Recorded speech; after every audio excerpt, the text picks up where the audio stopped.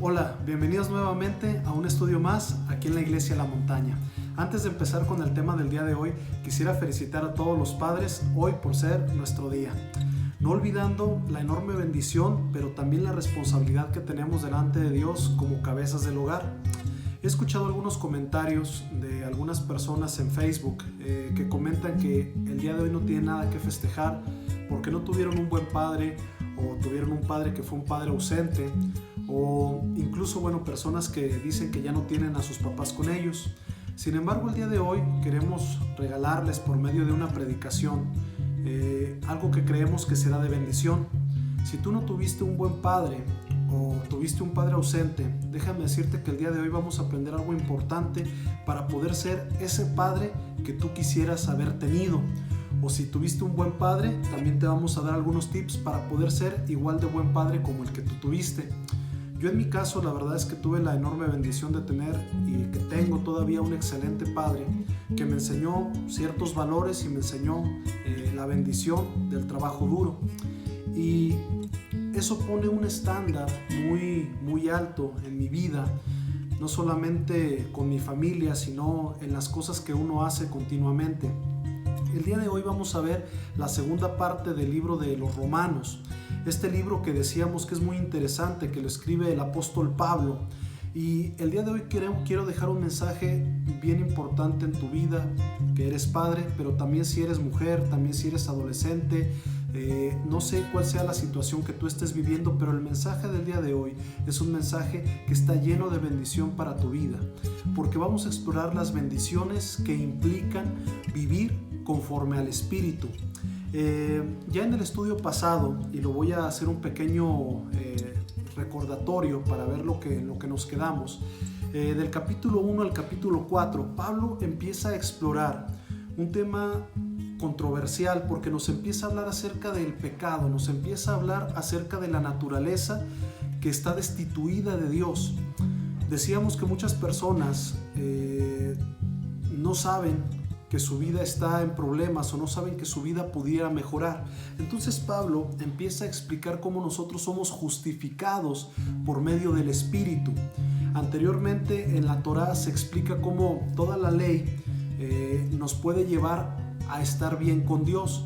Sin embargo, vemos repetidas veces cómo el pueblo de Dios y las personas, cuando queremos hacer lo recto delante de Dios, constantemente estamos fallando y fallamos y fallamos y fallamos. Entonces Pablo nos dice que nosotros somos justificados por medio de la fe. Y terminamos el estudio de la vez pasada hablando acerca de Abraham, este hombre de Dios que es el padre de la fe y que es padre de multitudes, cómo Dios lo llama y le dice que él va a ser dado por justicia. Esto es porque Abraham, siendo ya muy viejo, y Sara su esposa siendo estéril de toda la vida, Dios le promete un hijo y Abraham cree en esa promesa. Entonces por eso le es contado por medio de la fe y por eso es llamado el padre de la fe.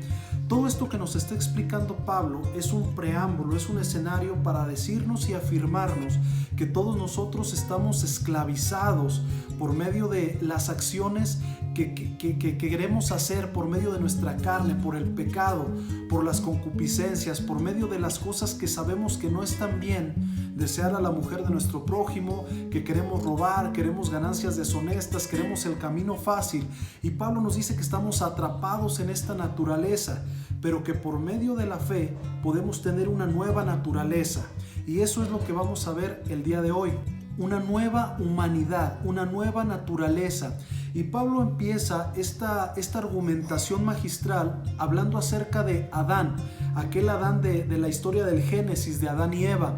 Ahora, aquí hay que mencionar que la palabra Adán viene de una palabra que significa humanidad. Cuando está hablando de Adán, está hablando de toda la humanidad, de todos nosotros. Y Pablo empieza a explicar cómo por medio del pecado de Adán, del pecado de la humanidad, todos estamos siendo condenados, y así por el pecado de Adán todos fuimos condenados. Asimismo, por la obra redentora de Jesucristo, todos somos justificados por medio de la fe y por medio del sacrificio de Jesucristo en la cruz. Y esto empieza a hablar acerca de lo que es la propiciación. Ya en un estudio anterior hablamos acerca de la propiciación y la expiación, cómo el pago del pecado es muerte. Dios es un Dios santo y justo, y en su justicia Él permite la propiciación. Dios permite que un cordero sin mancha sea sacrificado en el propiciatorio para cubrir los pecados del pueblo y que Dios pueda habitar con el pueblo de Israel. Asimismo, Jesús es esa propiciación, es ese pago justo por el pecado de la humanidad. Y así como por Adán entró el pecado, por medio del sacrificio de Jesucristo nosotros vamos a ser perdonados. Este tema siempre resuena demasiado espiritual y difícil de comprender, y podríamos pensar incluso que pues cuál es la utilidad para nuestros días. Quisiera leer en Romanos, vamos a leer, les digo, Romanos del 5 al capítulo 8. Quisiera leer el versículo 19 y 21. Dice: porque así como por la desobediencia de un hombre los muchos fueron constituidos pecadores, así también por la obediencia de uno, que es Cristo, los muchos serán constituidos justos. Pero la ley se introdujo para que el pecado abundase más. Cuando el pecado abundó, sobreabundó la gracia, para que así como el pecado reinó la muerte, así también la gracia reine por la justicia para vida eternamente mediante Jesucristo nuestro Señor. Entonces aquí Pablo está introduciendo el concepto de que nosotros somos justificados por la fe, pero por la fe por medio del sacrificio de Jesucristo para el perdón de nuestros pecados. Estudiando un poco aquí el libro de Romanos, me encontré con una historia interesante en la Biblia de estudio de un hombre llamado Richardson, que era un evangelista, antropólogo, que visitó unas islas en Nueva Guinea, y allí en Nueva Guinea había una tribu llamada Sawi. Esa tribu era una tribu donde la costumbre era enaltecer la injusticia, enaltecer a todo aquel que engañaba. Si tú podías engañar a alguien, pues eras muy bien visto porque eras más inteligente. Entonces, cuando este misionero empieza a hablar acerca del tema de Dios y del tema de la justicia y del tema de la rectitud, para la tribu Sawi era como algo raro, porque decía: no, espérate, es que nosotros creemos que el que sea más astuto y puede engañar a todos, pues es mucho mejor. Incluso en alguna ocasión este misionero, cuando habla acerca de la traición de Judas, los hombres veían a Judas como algo bueno, porque él fue muy inteligente para poder engañar a todos los apóstoles. Y ese era el tipo de héroe que esta tribu tenía y buscaba.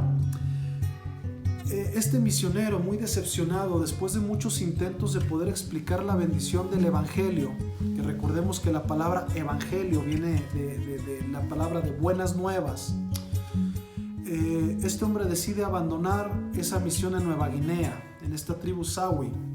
Y esta tribu, como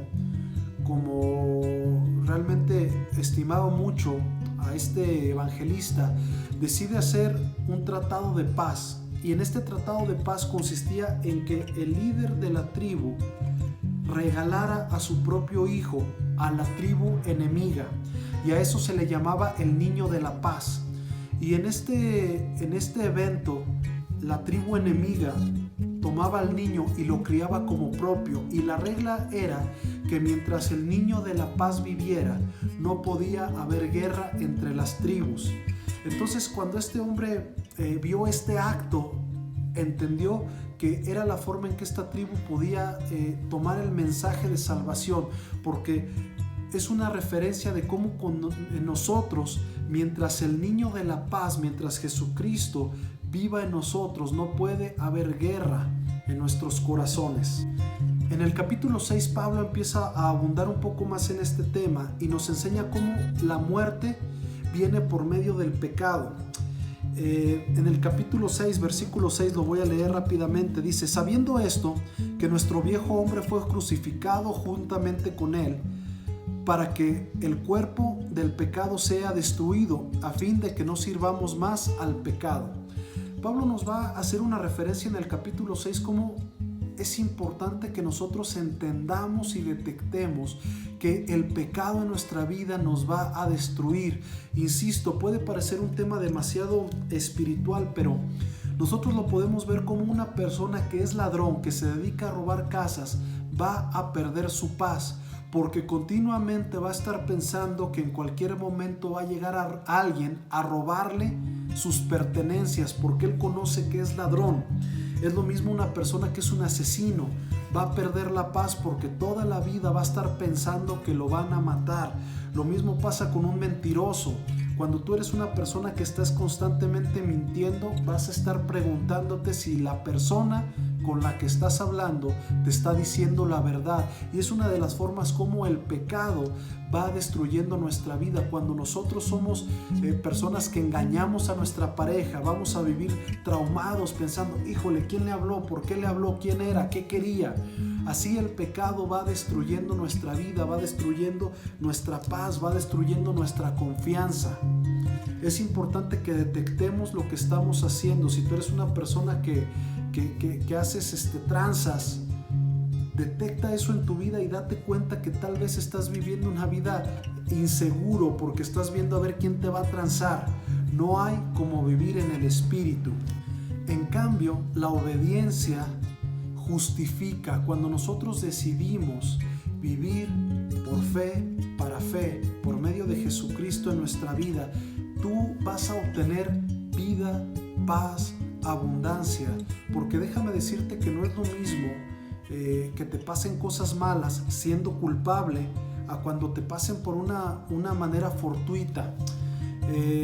Es importante aquí mencionar que a las personas que buscamos una vida espiritual nos siguen pasando cosas malas, nos siguen pasando cosas desagradables, pero no es lo mismo que tú vayas manejando con tu cinturón de seguridad, que tengas un seguro en tu coche, que vayas atento, que no vayas texteando y una persona por descuido llegue y te choque.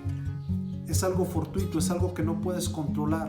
Muy diferente a si andas en la madrugada, borracho, sin cinturón, y no tienes un seguro de auto y no traes tu licencia y estás haciendo las cosas mal y llegas a chocar y a causar un accidente. La culpa va a caer sobre de ti porque estabas haciendo algo que no debías hacer, estabas en un estado de ebriedad que no deberías estar, no traes licencia y entonces la carga del accidente va a caer sobre ti económicamente porque no tienes seguro y aunque lo tuvieras estando en estado de ebriedad el seguro no te va a pagar.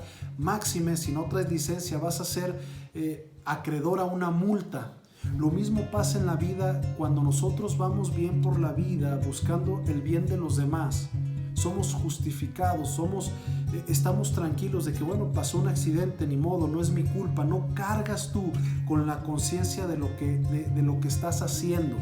Y eso nos lleva al capítulo 7, que para mí es algo que debe ser muy alentador para todas las personas que buscamos una vida espiritual. Porque Pablo, cuando escribe Romanos, él ya pasó por muchísimas cosas. Recordemos que él fue judío de judíos, erudito de la ley, instruido a los pies de Gamaliel. Él conoce perfectamente la Torá, la ley, el libro de los jueces, conoce perfectamente bien todo el Antiguo Testamento. Pero él tiene un encuentro con Cristo y él se convierte y va por todo Samaria, por Jerusalén, predicando del Evangelio, y es un hombre que escribe muchísimo del Nuevo Testamento. Y podríamos pensar que para el momento en el que escribe Romanos, que ya es tarde en su carrera espiritual, ya está muy maduro, muy avanzado, cualquiera de nosotros pudiéramos pensar que Pablo ya no batalla con ninguna situación pecaminosa, que él ya está lejos de toda tentación y de todo pecado. Pero Pablo hace una disertación que en principio pudiera parecer triste, pero debe ser muy alentadora para nosotros. Esta disertación se titula El pecado que mora en mí. Voy a leer algunos versículos. El 15 dice, capítulo 7, versículo 15 dice: porque lo que hago no lo entiendo, pues no hago lo que quiero, sino lo que aborrezco, eso hago. 18, y yo sé que en mí, esto es, en mi carne, no mora el bien, porque el querer el bien está en mí, pero no el hacerlo. el 19, porque no hago el bien que quiero, sino el mal que no quiero, eso hago. El 22, porque según el hombre interior me deleito en la ley de Dios. 23, pero veo otra ley en mis miembros, que se rebelan contra la ley de mi mente y que me llevan cautivo a la ley del pecado que está en mis miembros. Miserable de mí, ¿quién me librará de este cuerpo de muerte? Gracias doy a Dios por Jesucristo Señor nuestro. Así que yo mismo con la mente sirvo a la ley de Dios, mas con la carne a la ley del pecado. Es bien difícil superar el pecado y me encanta que la Biblia no nos dice que Pablo estaba libre de todo pecado. Dice, con mi mente quiero servir a Dios, y estoy seguro que a ti te pasa lo mismo, padre de familia, mujer de familia, hijo, que con tu mente quieres hacer lo bueno, pero cerramos la Biblia o dejamos de escuchar estos versículos y nuestros miembros empiezan a ganarnos. Muchos pudieran pensar en miembro, pues el miembro sexual en los hombres, ¿no? Y es cierto, muchas veces nuestra lujuria, el desear a otra mujer nos empieza a ganar y empezamos a hacer lo que el miembro pecaminoso. Pero también podemos hablar del miembro de la lengua, cómo a veces maldecimos, hablamos mal, decimos chismes, se nos es muy fácil hablar mal y hacer sentir mal a los otros, o lo que permitimos que escuchemos. Y aquí Pablo dice, híjole, maldito hombre de mí, que yo quiero hacer lo bueno, quiero hacer lo que está bien delante de Dios, pero me gana el pecado. Aquí yo quisiera recordar un estudio que tuvimos la semana pasada, donde decíamos que la iniquidad es vivir constantemente en pecado. Esto a través de estar pecando y que viene de una transgresión, de haber roto el pacto primordial que tenemos con Dios. Y este es todo un estudio que di hace unas semanas, no lo voy a repetir, pero así mismo como nosotros podemos vivir en iniquidad por estar pecando, por haber transgredido el pacto que tenemos con Dios, nosotros debemos de buscar andar en el Espíritu. Y andar en el Espíritu conlleva a estar venciendo esa vieja naturaleza pecaminosa a través de buenas obras, a través de leer la Biblia, a través de bendecir a los demás. Esto gracias a un nuevo pacto renovado. Nosotros debemos de renovar el pacto que tenemos por medio de Dios, haciendo buenas obras y andando en el Espíritu. Es importante que así como cuando andas en el Espíritu y cometes un pecado, como dice Pablo, no mandes todo a la fregada. Abogado tenemos para con el Padre, a Jesús el justo, ¿sí? Es importante que nosotros tengamos ese caminar espiritual a través de renovar un pacto con Dios. Ahora, ¿qué es andar en el Espíritu? Pablo en el capítulo 8 nos habla mucho de esto, y aquí insisto, les recomiendo mucho que después de leer este estudio o en la semana puedan leer el capítulo 5, 6, 7 y 8 de Romanos. Va a estar lleno de bendición para ustedes. Hay muchísima bendición aquí que en 15, 20 minutos yo no les puedo expresar. Pero ¿qué es vivir en el Espíritu? Voy a leer también algunos versículos. Dice, ahora pues ninguna condenación hay para los que están en Cristo Jesús, los que no andan conforme a la carne, sino conforme al Espíritu. El 4, para que la justicia de la ley se cumpliese en nosotros, que no andamos conforme a la carne, sino conforme al Espíritu. Porque los que son de la carne piensan en las cosas de la carne, pero los que son del Espíritu en las cosas del Espíritu. Porque de ocuparse de la carne es muerte, te va a llevar a inseguridad, te va a llevar a robar tu paz, es muerte. Pero el ocuparse del Espíritu es vida y es paz. ¿Quieres vivir una vida fructífera, rica, sabrosa, con paz? Anda en el Espíritu. El 8 dice, y los que viven según la carne no pueden agradar a Dios. El 11, y si el Espíritu de aquel que levantó de entre los muertos a Jesús mora en nosotros, el que levantó de los muertos a Cristo Jesús vivificará también nuestros cuerpos mortales en su Espíritu que mora en vosotros. Entonces, el vivir en el Espíritu es una ayuda del Espíritu Santo para que nosotros constantemente vayamos mejorando. Déjame decirte que yo ya no batallo con las mismas cosas que hace 1 año o 2 años. Ciertamente hay muchas cosas de mis miembros que buscan pecar, pero ya no es tanto, o ya son cosas diferentes a las principales, porque el Espíritu me va guiando a mejorar, me va guiando a escalar en nuevos niveles para agradar a Dios. 14. Porque todos los que son guiados por el Espíritu de Dios, estos son hijos de Dios, pues no habéis recibido el espíritu de esclavitud del pecado para estar otra vez en temor, sino que habéis recibido el espíritu de adopción por el cual clamamos Abba, Padre. Otra vez Pablo, el pecado te esclaviza, te hace que no estés a gusto ni contigo mismo. La libertad de decir, Abba, Padre, papito lindo, yo te amo, te sirvo. No tuviste padre, festeja este día el que tienes un Padre amoroso, lindo, que es el Dios y el Señor y el Padre más hermoso. Es el Señor mismo que quiere ser tu Padre y quiere tener una relación contigo. El Espíritu mismo da testimonio de nuestro espíritu de que somos hijos de Dios. Y si hijos, también herederos. Herederos de Dios y coherederos en Cristo, si es que padecemos juntamente con Él, para que juntamente con Él seamos glorificados. Entonces, el andar en el Espíritu es una nueva dimensión de cómo podemos llevar nuestra vida en paz, en abundancia. Y gracias a eso, dice Pablo, vamos a ser más que vencedores. Entonces, no solamente nos deja Pablo diciendo, híjole, maldito hombre de mí, que hago lo que no quiero hacer, que estoy lleno de pecado, sino nos dice que a través del Espíritu somos más que vencedores. Dice el versículo 28, y sabemos que a los que amamos a Dios, todas las cosas nos ayudan a bien, esto es, conforme a su propósito somos llamados.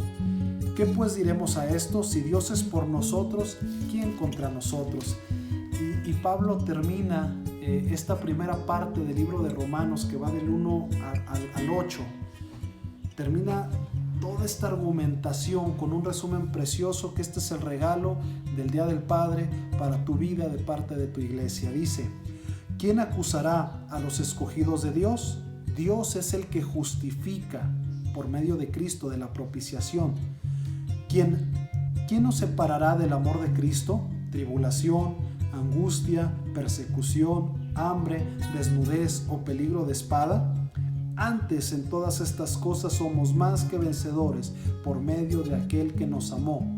Por lo cual estoy seguro, dice Pablo, que ni la muerte, ni la vida, ni ángeles, ni principados, ni potestades, ni lo presente, ni lo porvenir, ni lo alto, ni lo profundo, ni ninguna otra cosa creada nos podrá separar del amor de Dios, que es en Cristo Jesús, Señor nuestro. Yo sé que estos estudios bíblicos, donde hay muchos versículos, no son tan gustados como una plática, pero es importante que como iglesia entendamos lo que dice Oseas, que el pueblo perece por falta de sabiduría. Y la Biblia es la lámpara para nuestros pies. Lámpara es a mis pies tu palabra, Señor. El Dios de paz siempre me guarda. Si tú quieres vivir una vida que no tropiece, lee tu Biblia, que estos estudios no se te hagan aburridos, tediosos, que sea tu deleite gozarte en conocer más acerca de tu Dios y tu Padre. Les amamos, iglesia, esperamos que pasen un día lleno de bendiciones con sus seres queridos y que festejen a papá como se merece. Saludos y buena tarde.